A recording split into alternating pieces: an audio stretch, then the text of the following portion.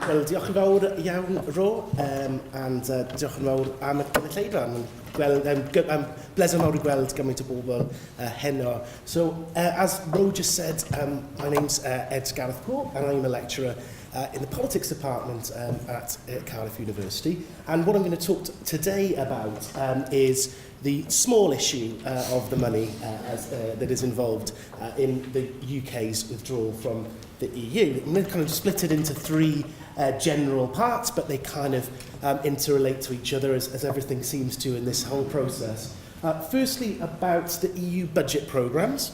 These are the programmes that Wales has benefited from, and you'll see that the relative benefit across the UK from EU budget programmes is very large, so that even though the UK as a whole is a net contributor to the EU budget, that's not the case for Wales. I also want to talk about regional, economic and sectoral disparities in what Wales makes its money out of compared with other parts of the UK, and why the negotiations around the type of future relationship that we have with the EU, as Rachel talked about in her presentation, why that might affect different parts of the UK differently. And that goes then into the question of retaining membership or very close access to the single market and the customs union on the one hand versus a harder kind of free trade agreement, WTO rules kind of Brexit, and some of the estimated impacts. I mean, they're all estimates at the end of the day. We don't know what's going to happen, but some of the work that's been done on those. Now, this is a chart I put up in the last time that I was in this room and talking about Brexit, but I do think that it's really important to start with this because it just shows the scale of the disparity in the EU budget programmes as they relate to the UK.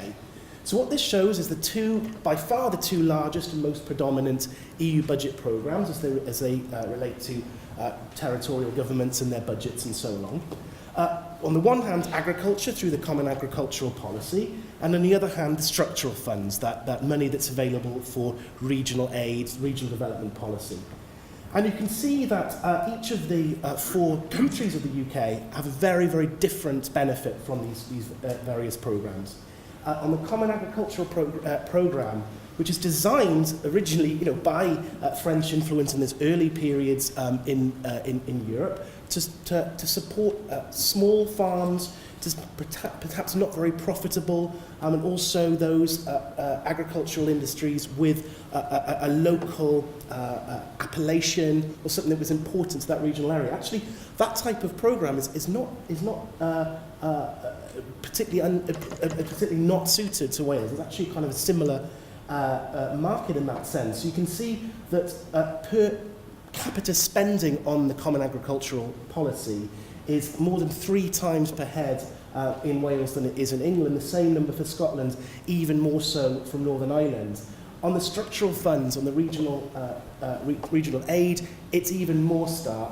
Just £13 per head on the structural funds in England, £30 in Northern Ireland, 18 in Scotland, and a whopping £83 per head on the structural funds in Wales.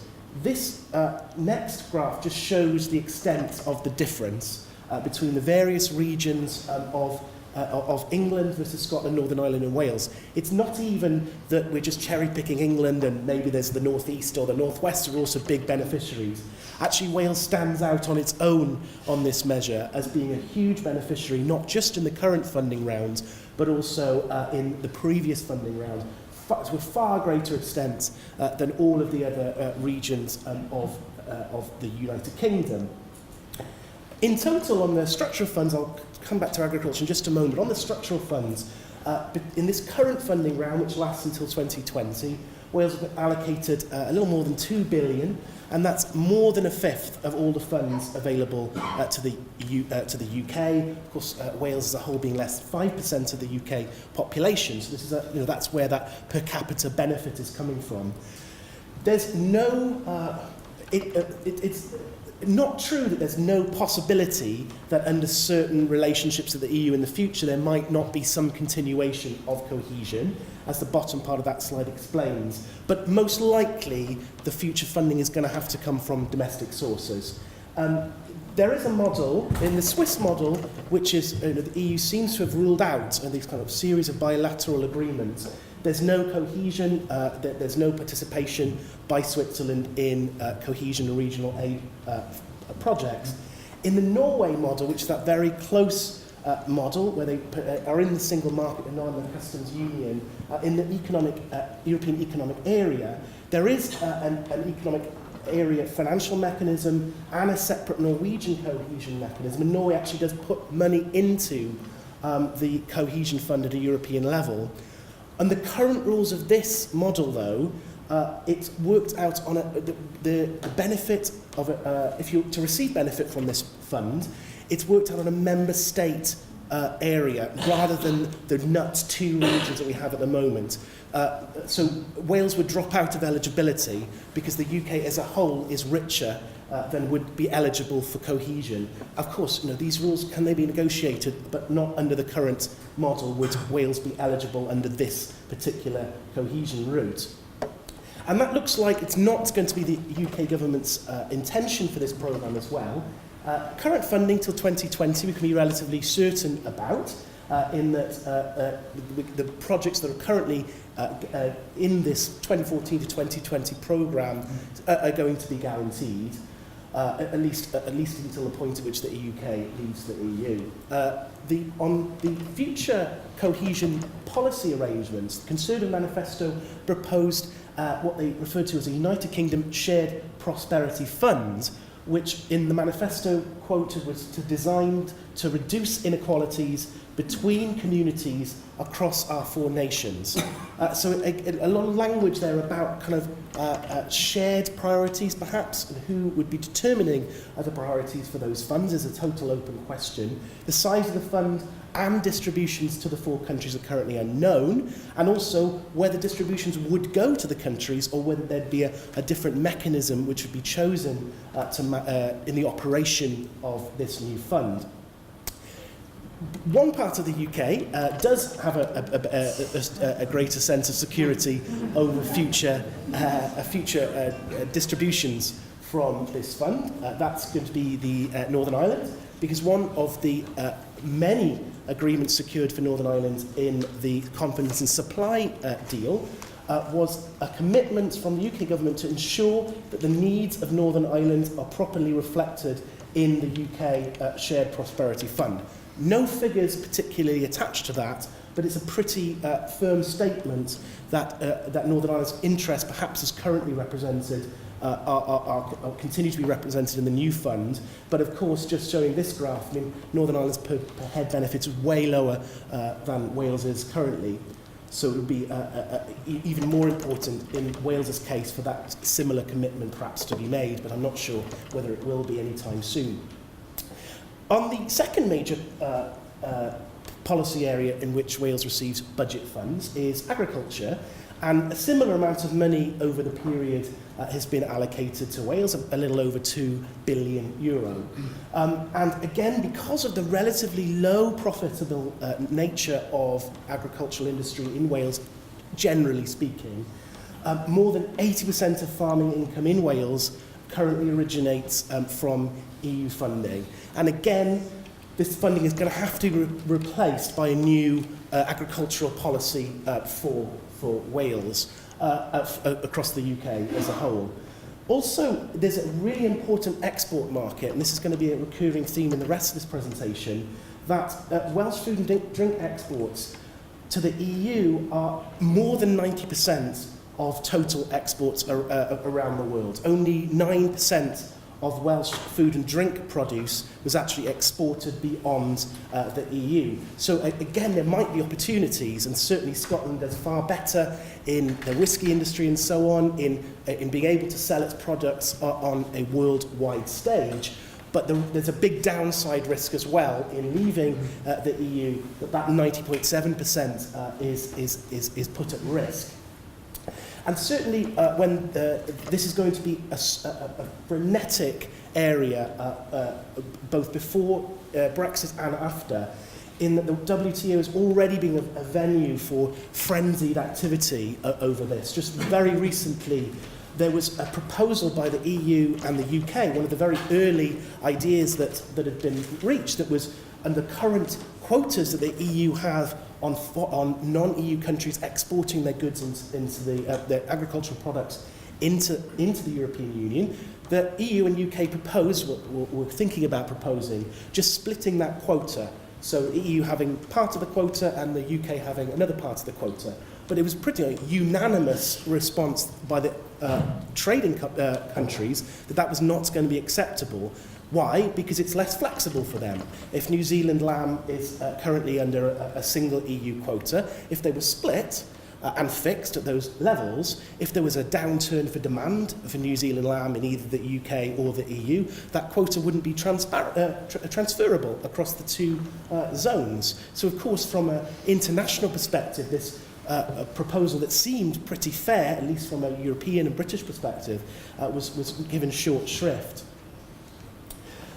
When we look at the estimated long-term economic impact of Brexit, we really do get into that the difficulties of finding really robust methods to measure this. And we saw how much trouble the Treasury got in when it during the referendum campaign with very firm commitments and firm predictions that didn't come to light immediately following the vote. But there's a recent report that tried to look at the estimated economic impact by local authority area all across the UK. And even under a soft Brexit scenario, this report estimates that there would be a hit, at least a 1% of Wales's GVA, which is kind of measure of the goods and services produced in an economy. And under a harder version of Brexit, 2.5% cut in Cardiff, 2% Wales-wide. Interestingly, even though Cardiff is perceived as being one of the wealthier areas of Wales, where all the jobs go and so on and so forth, actually it might be one of the most affected areas as a result of a harder departure from the European Union. The other aspect, and I mentioned this in terms of Wales's exports of goods, of agricultural products to the EU and how that differs from other parts of the UK. The challenges here are very specific to do with the export products that are exported from different parts of the UK. So this graph is showing the percentage of all of the goods and services produced in each of the 4 countries of the UK and where their export destination is. And you can see Scotland and England, quite a robust percentage being exported beyond the shores of the EU. I mean, Scottish whisky being a major component of that, of course, but not uniquely. Despite Northern Ireland sharing a land border with the EU, Wales exports more of its goods and services into the EU as a percentage than is the case for Northern Ireland. And again, this is showing this the risk in that Wales is actually facing a particular challenge with a harder version of exit if trade becomes more difficult with the rest of the European Union. Again, variation just to look at how the industrial sectors map out between Wales and the UK as a whole. On the one hand, looking at the yellow and the blue squares, financial insurance activities, professional, scientific and technical activities, far greater component of the UK economy as a whole than is the case for Wales. We might expect that given what we know about the City of London and so on. And the brown bar there showing manufacturing, much larger component of the Welsh economy than is the case of the UK as a whole. If barriers to trade go up in terms of the goods produced in that sector, we'd see a harder impact on the Welsh economy than would be true as the UK as a whole. We mentioned earlier about the customs union and the potential of having barriers to trade between Wales and other countries in the EU. This is showing just the real issue to Wales, and particularly the ports in Wales, if customs becomes much harder. That currently almost 4 out of 5 of the HGV traffic between Ireland and the EU passes through Welsh ports, which because of their obvious proximity.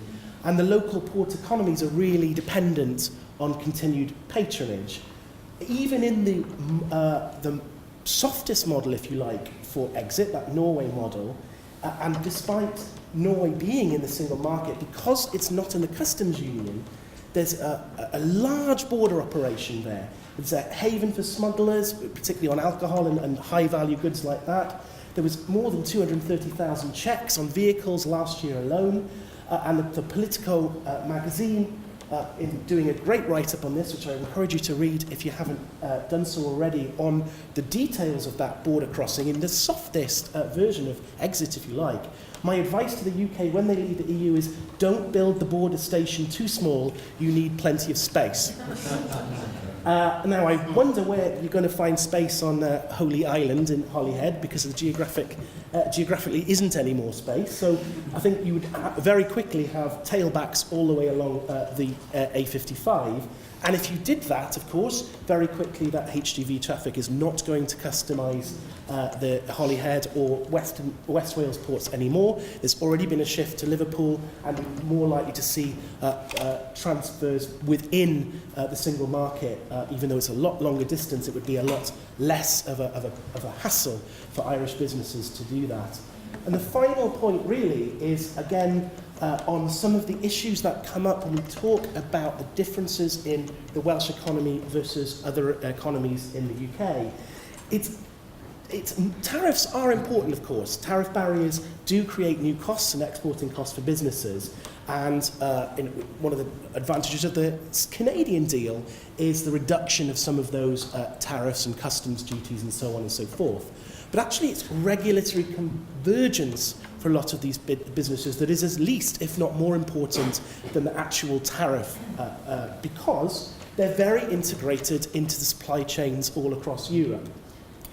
Wales, as we know, is a focus of a number of large manufacturers who have an outsized influence on the Welsh economy, like Ford in Bridgend, like General Electric Aviation just up the road, like Airbus in Flintshire. And they have highly integrated supply chains, both on the product side and also on the labour side. They're dependent on regulatory convergence, or at the very least, kind of electronic border management systems, so they don't have to sit, hours and hours in traffic to get customs approval and to prevent hold-ups and so on. Airbus alone employs 6,000 workers, and it has a company-wide supply chain, not just in the EU but beyond, of 7,700 contractors. You can just see the multiplication of difficulty the further we go away from regulatory convergence. And on the labour side as well, they are very much about use of trans-European skill programmes that get people to work from the same page, if you like, particularly on this very technical, very highly skilled industries, and also facilitating the movement of labour. So they want to have visa-free access to different plants. Sometimes these companies will be shipping skilled technicians all across the plant network in a couple of hours' notice. They don't want to be stuck with expensive and time-consuming visa applications. And this just shows, these are just great, that's Airbus there, and this is how, just kind of illustrative of how Airbus actually transfers its products made in Wales to the south of France. There's a wing there from an Airbus A380, putting it on a ship which sails around the Bay of Biscay and down the river from Bordeaux to Toulouse. Anything that makes this process more difficult is going to be a real threat to some of those really high-skilled jobs that are dependent in the North Wales economy. So just to conclude, all good news it was today. I think I phrase this as challenges, because I know people are thinking about them, but I don't think enough people in the UK government are thinking of some of these challenges, particularly about how Wales is going to retain its influence in these particular areas of agriculture and regional aid, recognising the very extensive sectoral and industrial variations and how different versions of a Brexit deal could disadvantage or advantage Wales and other parts of the UK, and why close integration, even if not membership, close integration with the customs union and single market are of particular importance. Diolch.